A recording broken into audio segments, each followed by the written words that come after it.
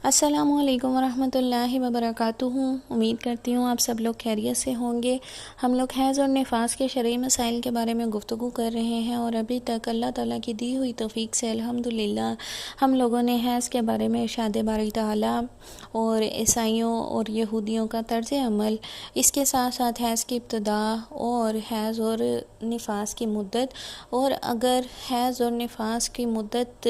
ख़त्म होने के बाद भी अगर किसी औरत को ब्लड आ रहा हो तो इसके बारे में शरई अहकामात क्या हैं, इनके बारे में गुफ्तगू की। अब बाज़ औक़ात ऐसे होता है कि हैज़ के शुरू में या आखिर में कुछ रतूबत ज़ाहिर होती है। अब यहाँ पे सब ये आज के मौजू के ऊपर बात करने से पहले ये बात बिल्कुल क्लियर कर लें कि शरीयत के अंदर किसी तरीके की शर्म नहीं होती। शरीयत अगर हम लोग सीखेंगे नहीं, अगर हम शर्माते रहेंगे, अगर हम सवाल नहीं करेंगे, अगर इल्म रखने वाला अपने इल्म को ज़ाहिर नहीं करेगा तो इसमें नुकसान किसका है? हम लोगों का है। अगर हम पूछेंगे नहीं तो फिर हम लोगों के साथ ऐसा भी हो सकता है कि हम लोग गलतियाँ करते रहें और इसी तरह हमारी ज़िंदगी की आखिरी शाम हो जाए। लेकिन अगर अल्लाह ताला ने हम लोगों को ये मौका दिया है कि हम लोग दीन को सीख सकें तो इसको हम लोगों को अवेल करना चाहिए। तो आप लोगों के दिल में कोई भी, आप लोगों के जहन में कोई भी सवाल हो तो आप लोग लाज़मी तौर पे पूछा करें। इंशाअल्लाह व ताला अल्लाह ताला की तौफीक से जितना भी मैं कोऑपरेट कर सकी मैं आप लोगों के साथ कोऑपरेट करूँगी और कोशिश करूँगी कि आप लोगों के क्वेश्चंस को आंसर कर सकूँ। तो बाज़ औक़ात ऐसे होता है कि हैज़ के शुरू में या आखिर में कुछ रतूबत ज़ाहिर होती है जो खून की तरह सुर्ख रंग की नहीं होती बल्कि पीले, गदले या मटियाले रंग की होती है। यानी कभी कभी ऐसे होता है ना, पीरियड्स के डेज़ आपके आ गए हैं तो पिंकिश या ब्राउन कलर का डिस्चार्ज हो रहा है। तो अब इसको क्या हम लोग, ये जो डिस्चार्ज हो रहा है इसको क्या पीरियड्स में कंसीडर किया जाएगा या ये पीरियड्स का हिस्सा नहीं है? तो इसके बारे में शरई हुक्म ये है कि हैज़ के दिनों में खालिस सफ़ेद रंग के अलावा अगर किसी भी रंग की रतूबत,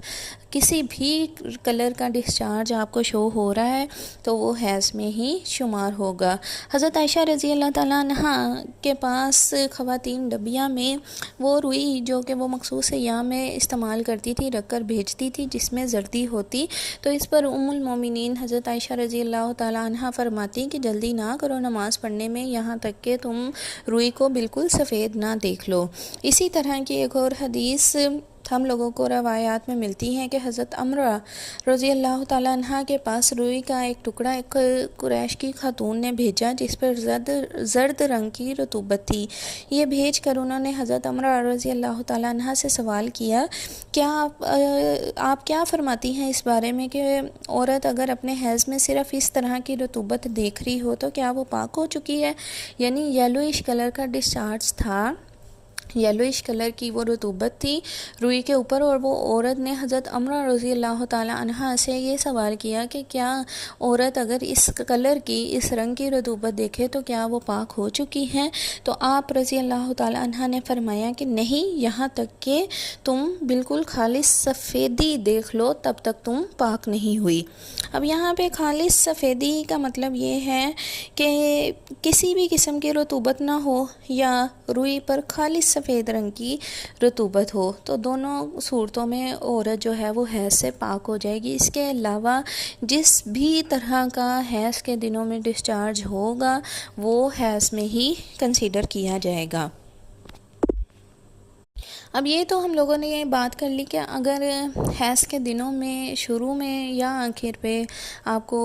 किसी भी रंग की रतूबत ज़ाहिर हो रही है तो उसके बारे में शरई हुक्म क्या है। लेकिन अब ऐसे होता है कि कभी कभी ऐसे भी होता है कि हैज़ का खून रुकने के बाद औरत गुस्ल करके नमाज़ें पढ़ना शुरू कर देती है, लेकिन कभी दोबारा खून या पीले रंग की रतूबत आ जाती है या दोबारा स्पॉटिंग हो जाती है। तो ऐसी सूरत में अगर ये रतूबत जारी रहे और 10 दिन मुकम्मल ना हुए हों तो दोबारा नमाज़ों से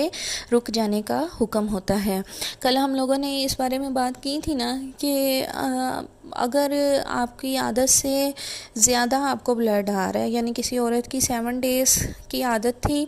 रूटीन थी कि हर दफ़ा उसको 7 डेज़ की ही पीरियड्स होते थे, लेकिन इस दफ़ा उसको 10 डेज़ हो गए। अब क्या हुआ कि अभी उसको 7 डेज़ के पीरियड्स की आदत थी, 7 डेज़ ही पीरियड्स आए हैं, ठीक है। अब उसने 7वें दिन गुस्ल किया और नमाज़ें पढ़नी शुरू कर दी अपनी रूटीन के मुताबिक। लेकिन अब क्या हुआ, नमाज़ पढ़ ली, पहले 1 पढ़ ली, 2 पढ़ ली, या जितनी भी पढ़ी है, अब उसको 8वें दिन दोबारा से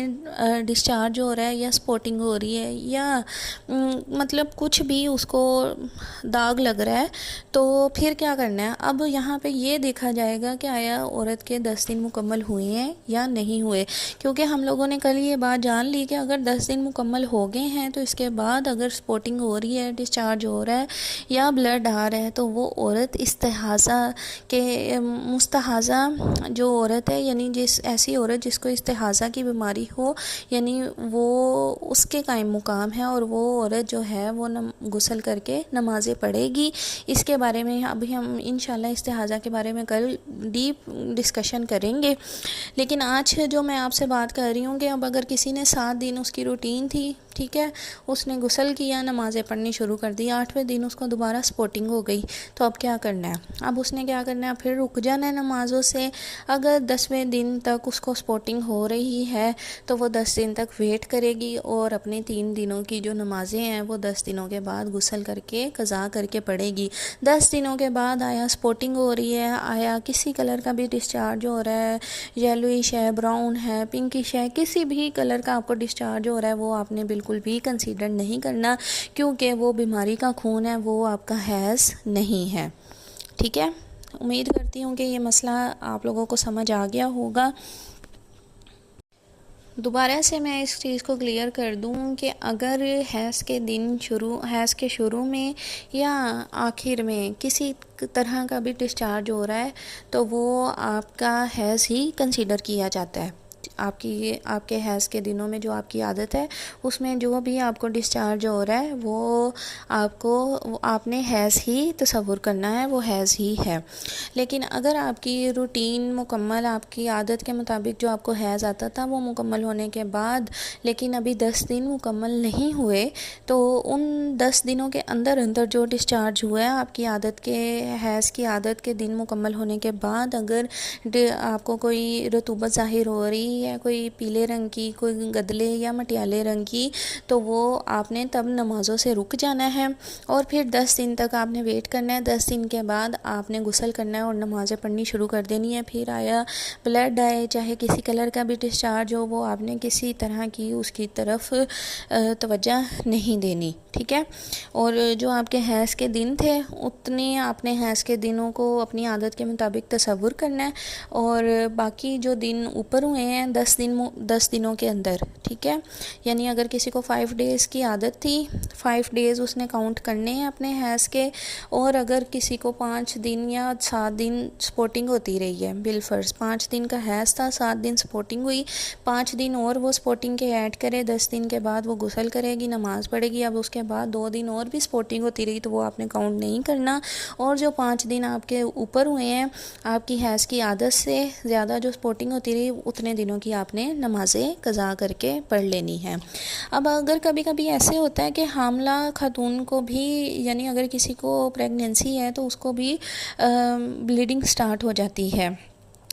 तो ऐसी पहली बात तो ये कि ये क्लियर होना चाहिए कि प्रेग्नेंट वुमेन जो होती है उसको पीरियड्स नहीं होते, क्योंकि जो हैज़ का खून होता है यही बच्चे की अल्लाह ताला ग़िज़ा बना देता है माँ के पेट में।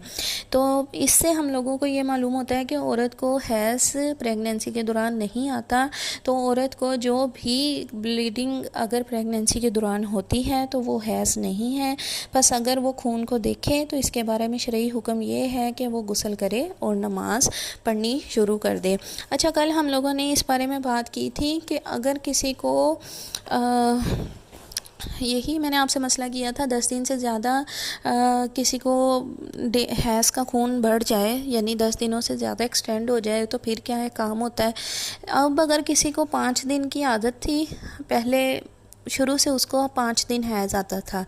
अब किसी को अगर 4 दिन या 3 दिन 3 रातें हैज़ आया है तो अभी उसने ये नहीं करना कि मुझे 5 दिन की हैज़ की आदत थी तो मैंने 5 दिन ही पूरे करने हैं। जिस तरह हम लोगों ने निफास के बारे में हुक्म जाना था कि हर एक के अपना अपना बॉडी स्ट्रक्चर डिफरेंट होता है, हमारी बॉडी डिफरेंट टाइम्स में डिफरेंट एज लेवल्स पे डिफरेंटली रिस्पॉन्ड कर रही होती है। तो अगर किसी को 3 डेज़ और 3 नाइट्स का भी हैज़ हुआ है तो उसने भी पाक हो के नमाज़ें शुरू कर लेनी है। तो उम्मीद करती हूँ कि आप लोगों को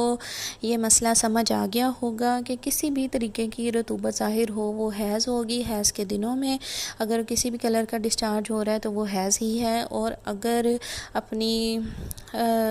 जो प्रेग्नेंट वूमेन है उसको ब्लड आ रहा है तो वो फिर हैज़ नहीं है, क्योंकि हैज़ जो है वो प्रेग्नेंट वुमेंस को अल्लाह ताला ने रोक दिया है। और जो प्रेग्नेंट वुमेन को ब्लीडिंग हो रही है, अगर औरत कोई खून देखे प्रेग्नेंट वुमेन तो उसको चाहिए कि वो गुस्ल करे और नमाज़ पढ़ ले। तो इंशाअल्लाह ताला कल हम लोग इस्तिहाज़ा के बारे में डीपली डिस्कशन करेंगे। उम्मीद करती हूँ अभी तक जो मसले डिस्कस किए गए हैं उनकी आपको समझ आ गई हो, और अगर समझ ना आई हो तो आप लोग दोबारा मुझसे पूछें ताकि जितना हो सके उतना मैं आप लोगों के काम आ सकूं और अल्लाह ताला हम लोगों को अपने दीन का इल्म सीखने वाला और सिखाने वाला बनाए। आमीन।